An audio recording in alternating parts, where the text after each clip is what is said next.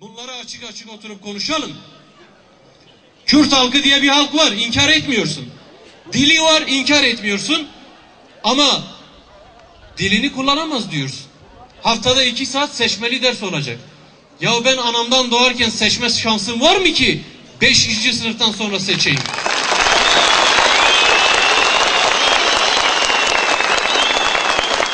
Belki benim torunum da Türkçeyi seçmeli ders olarak öğrensin.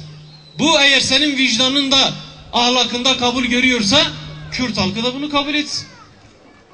Şimdi bir yasağın, bir psikolojik sınırın aşılması açısından Kürtçe seçmeli ders önemlidir. Biz olmasın demiyoruz. Olsun. Ama Türkiye'nin batısındakiler için önemlidir. Onlar Kürtçeyi öğrensinler, istiyoruz. Okulda 5. sınıfta da 1. sınıfta da Türk çocukları Kürtçeyi seçmeli ders olarak alsınlar, öğrensinler. Çünkü bu ülkenin bir dilidir Kürtçe.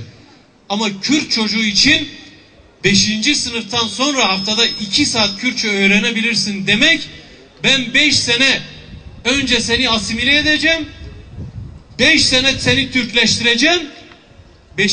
sınıftan sonra da Kürtçeyi yabancı dil gibi sana seçmeli olarak vereceğim demektir. Sen o 5 sene çocuğa Türkçe eğitim verdikten sonra zaten asimilasyon süreci tamamlanıyor. 6. sınıfta vereceğin Kürtçe çocuğun ana dili olarak kalmaz ki artık. Hesap bu. Fakat buna rağmen biz diyoruz ki önemlidir. Kürtçe'de seçmeli ders olsun müfredatta. Ama Kürt halkı için değil, sizin için. Öğrenin, Kürtçeyi öğrenin diye okullarda seçmeli ders olsun. Siz de gidin o kurslara öğrenin.